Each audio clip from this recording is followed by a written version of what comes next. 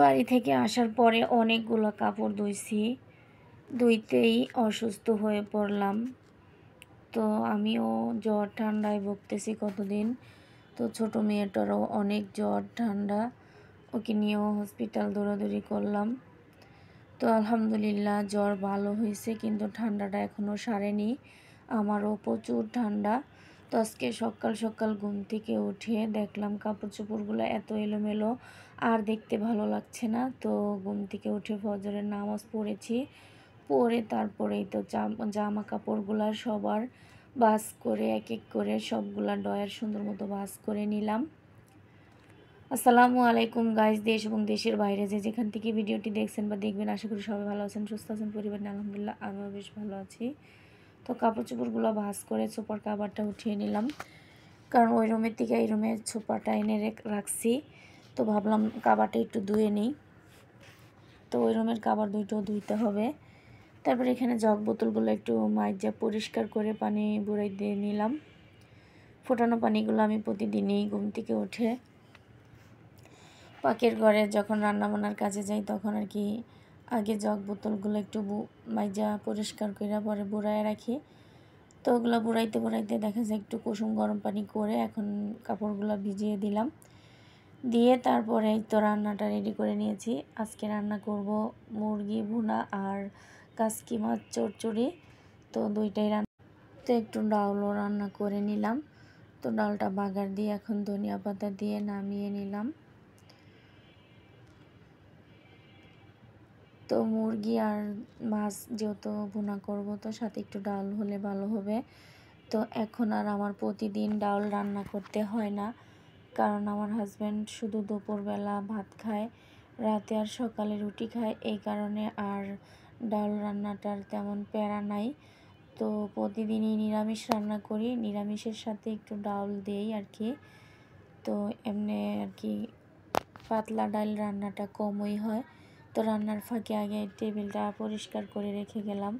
দেখা যায় রান্না এক একটা হইলে টেবিল আইনা রেখে দেব। তো ইদানিং কিন্তু আমি সরিষার তেল দিয়ে রান্না করি, কিন্তু দেখা যায় সয়াবিন তেলের তুলনায় সরষার তেলটা অনেক বেশি লাগে আমার মনে হয়। সেদিন মাত্র 3 কেজি তেল আনছে, মাত্র 2 দিন রান্না করছি, বোতলের অর্ধেক হয়ে গেছে। তো এমনিতেই তো আমি প্রতিদিনই 2-3টা তরকারি রান্না হয় ওই ডেলি, এই আর কি। তো আমার মাছ আর ডাল রান্না হয়ে গেছে, এখন মুরগিটা বসিয়ে দিলাম।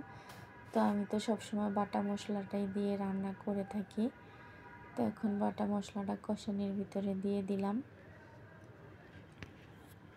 এই পানিটা কষানো হইলে তারপর আর একটু পানি দিব, কারণ লাল মুরগি রান্না করতে অনেক সময় লাগে।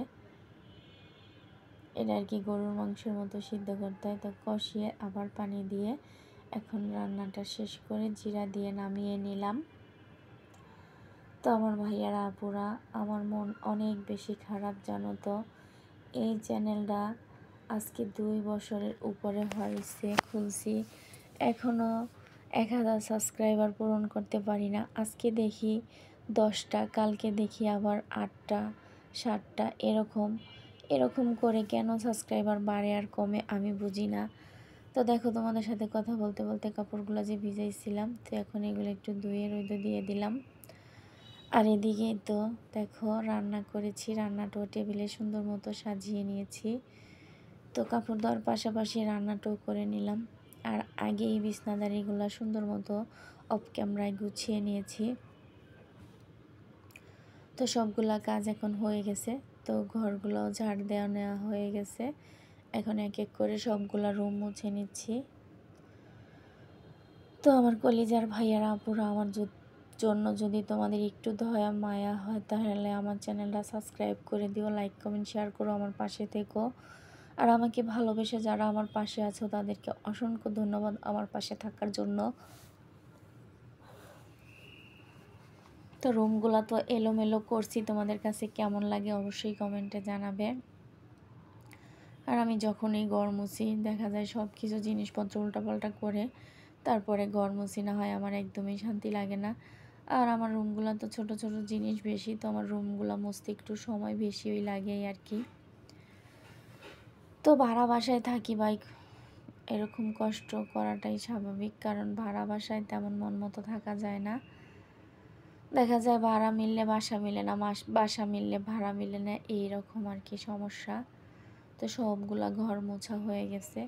আর আমি কিন্তু সব সময়ই দেখা যায় এই জায়গাটা আমার মুছে নেই, বাহিরের গেটের দরজাটা, কারণ আমার ঘর মোছার সময় এই জায়গাটা না মুছলে একদমই ভালো লাগে না।